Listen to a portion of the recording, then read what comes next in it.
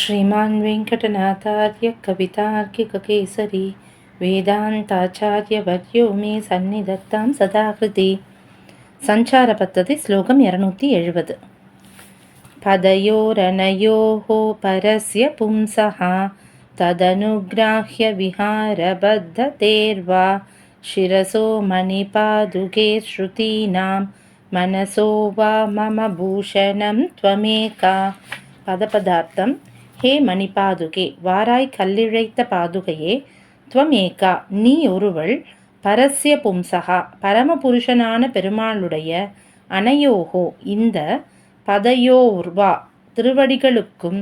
பூஷணம், அலங்காரமாயிருக்கின்றாய். தத்து, அந்த திருவடிகளாலே. அனுகிராஹ்ய, அனுகிரகிக்க தகுந்ததாயிருக்கின்ற. விஹார, சஞ்சாரத்திற்காக இருக்கின்ற. பத்ததேர்வா, மார்க்கத்திற்கும். பூஷணம், அலங்காரமாய் இருக்கின்றாய். ஸ்ருதீனாம், வேதங்களுடைய. சிரசகா, தலைக்கும். மம, என்னுடைய. மனசோவா, மனதிற்கும்.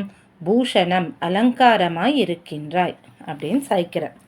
இப்போ போன ஸ்லோகத்தில் பெருமாளோட சேர்ந்த பாதுகை, அந்த சேர்த்தியில் இருக்கக்கூடிய அந்த நடை அழகை பற்றி சாய்ச்சார். ஆனால் பாதுகையோட அந்த பெருமைக்கு அது மட்டும், அந்த ஒரு ஸ்லோகம் மட்டும் அவருக்கு போரலை. பாதுகையோட அந்த பெருமாளோட சேர்ந்த பாதுகையோட நடை அழகு அப்படிங்கிறது எப்படி இருக்குது அப்படிங்கிறத இந்த ஸ்லோகத்துலேயும் இன்னும் விவரணமாக கொடுக்குறாரு நமக்கு. அதாவது பெருமாள் பாதுகையை சாத்தின்னு வரும்போது முதல்ல அவருக்கு கண்ணில் பெருமாள் படுறார். பெருமாளை பார்த்த உடனே, பெருமாள் திருவடியில் இருக்கக்கூடிய பாதுகையை பார்த்த உடனே அவருக்கு என்ன தோன்றதான், பெருமாளோட திருவடிக்கு அலங்காரமாய் இருக்கின்றாயே அப்படின்னு அவருக்கு தோன்றது. பாதுகையை சேவித்த உடனே, ஆஹா, நீ பெருமாளோட திருவடிக்கு எவ்வளோ ஒரு அலங்காரமாக இருக்க, அந்த பரமபுருஷனோட அந்த திருவடிகளுக்கு நீ ஒரு ஆபரணம் மாதிரி இருக்க அப்படின்னு சாய்க்கிறார். இப்போது பாதுகையானவள் பெருமாளுக்கு மட்டும் அலங்காரமாக இல்லையா, அடுத்தது சாய்க்கிற.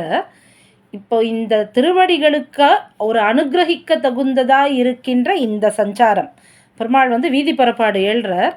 அப்போ அந்த மார்க்கத்துக்கே நீ அலங்காரமாக இருக்கின்றாய். பெருமாள் ஏழிவர் அந்த வீதியிலேயே அவ்வளவு அலங்காரமாய் நீ இருக்கிற. உன்னுடைய அந்த ஜோதிஷானது, உன்னுடைய அந்த பிரபாவமானது பெருமாளோட திருவடியில் மட்டும் அலங்காரமாக இருக்கிறதா இல்லை, நீ வரக்கூடிய அந்த மார்க்கமே ஒரு பிரகாசமானதா அலங்காரமானதா இருக்குது. எதனால்? பாதுகையோட அந்த பிரபாவத்தினால அப்படிங்கிற. இப்போது அது மட்டும் இல்லை அப்படின்னு அடுத்தது ஒரு காரணம் சொல்கிறேன். வேற எங்க அப்படின்னா, வேதங்களோட தலைக்கும் நீ அலங்காரமாய் இருக்கின்றாய் அப்படின்னு. அதாவது பெருமாள் எங்கெல்லாம் இருப்பார் அப்படின்னு சொல்லும்போது, திவ்யே பதே ஜலநிதௌ நிகமோத்தமாங்கே அப்படின்ற தேவநாயக பஞ்சாசத்தில். திவ்யே பதே, திவ்யமான பதம், அதாவது வைகுண்டலோகம். ஜலநிதௌ, பார்க்கடலில் இருக்கார். நிகமோத்தமாங்கே, வேதத்தோட சிரஸில் இருக்கார். நிகமம் அப்படின்னா வேதம், நிகமோத்தமாங்கே, உத்தமாங்கே, வேதத்தோட சிரஸில் பெருமாள் இருக்கார். பெருமாள் எங்கே இருக்காரோ அங்கே தான் பாதுகையும் இருக்கார். ஆக வேதத்தோட சிரசுக்கும், ஸ்ருதீனாம் சிரசகா, வேதத்தினுடைய தலைக்கும் பாதுகையானவளே நீ அலங்காரமாக இருக்க அப்படின்னு. இப்படி 3 விஷயம் சொல்லிட்டார். பெருமாளோட திருவடிக்கு அலங்காரமாக இருக்க, அந்த மார்க்கத்துக்கே, அதாவது அந்த பெருமாள் எழுற அந்த வீதிக்கே, மார்க்கத்துக்கே நீ அலங்காரமாக இருக்க, அப்புறம் வேதத்தோட சிரஸில் நீ அலங்காரமாக இருக்க. அவ்வளோதானா அப்படின்னா, அதுக்கு தான் இந்த 2 லைன்லேயுமே ஒரு பதம் போட்டிருக்கார், வா அப்படின்னு. ததனுகிராஹ்ய விஹார பத்ததேர் வா அப்படின்னு 2வது லைன்லேயும் ஸ்ருதினா மனசோ வா அப்படின்னா, அங்கே மட்டும்தான் நான் இருக்கேன், அவ்வளோ மட்டும்தானே அப்படின்னு கேட்குற மாதிரியான பதமாக போட்டிருக்க. வேற எங்கே இருக்கா அப்படின்னு கேட்டான்னா, என்னுடைய மனசுலேயும் நீ அலங்காரமாக இருக்க அப்படின்னு சாய்க்கிற. இப்போது 4 விஷயங்களை இதில் சொல்கிறார். இந்த 4 விஷயங்களோட அந்த ஒத்துமையை பார்த்தோன்னா இவர் என்ன சாய்க்கிறார் அப்படின்னு நம்ம பார்த்தோன்னா, பெருமாள் வீதி புறப்பாடும் போது முதல்ல நமக்கு டக்குன்னு கண்ணில் படுறது பெருமாளோட அந்த திவ்ய விக்கிரகம் தான். நமக்கு திவ்ய மங்கள விக்கிரகம் தான் முதல்ல நமக்கு கண்ணில் படும். எந்த வாகனமாக இருக்கட்டும், சேஷ வாகனமாக இருக்கட்டும், ஹனுமந்த வாகனமாக இருக்கட்டும், இல்லை வெறும் தோளுக்கினியாண்டில் பெருமாள் எழுறாரா இருக்கட்டும், நமக்கு முதல்ல பெருமாளோட அந்த திவ்யமங்கல விக்கிரகம் தான் நமக்கு கண்ணில் படும். ஆக சுவாமிக்கு முதல்ல பெருமாளோட அந்த விக்கிரகமானது, பெருமாளோட அந்த ஜோதிஷானது அது தெரியவும் அவர் சாய்க்கிறார். பெருமாளோட திருவடியில் இருக்கிற பாதுகையை தெரியறது அடுத்தது. ஆக அடுத்தது அவர் என்ன சாய்க்கிறார், மார்க்கத்திலேயே நீ அலங்காரமாக இருக்கன்னா அதுக்கப்புறம் முன்னாடி இருக்கக்கூடிய ஆழ்வார்கள் கோஷ்டி, அருளிச்செயல் கோஷ்டி, எப்போவுமே ஒரு புறப்பாடு அப்படின்னா முதல்ல அருளிச்செயல் கோஷ்டி, பின்னாடி பெருமாள், அதுக்கு பின்னாடி வேதம், இந்த ஆர்டரில் தான் எப்போவுமே பெருமாள் எழுவார் இல்லையா. இப்போ அந்த மார்க்கம்னு சொல்லும்போது அந்த வழி முழுக்க யார் இருப்பா முதல்ல அப்படின்னா அருளிச்செயல் கோஷ்டி.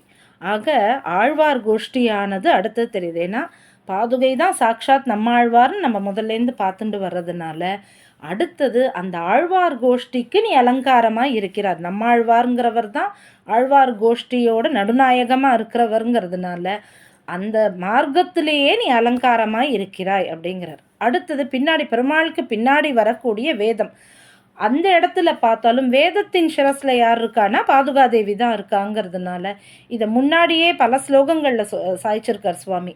வேதத்தோட சிரஸில் பாதுகையானவள் இருக்காங்கிறதுனால சுவாமி இந்த மொத்த அந்த கோஷ்டியையே அப்படியே தன்னுடைய அந்த நம்ம கண்ணு முன்னாடி கொண்டு வந்து நிறுத்துற, தான் எப்படி சேவிக்கிறாரோ அதே கிரமத்தில் நமக்கும் அந்த அந்த கோஷ்டியை நம்ம கண் முன்னாடி கொண்டு வந்து நிறுத்துற.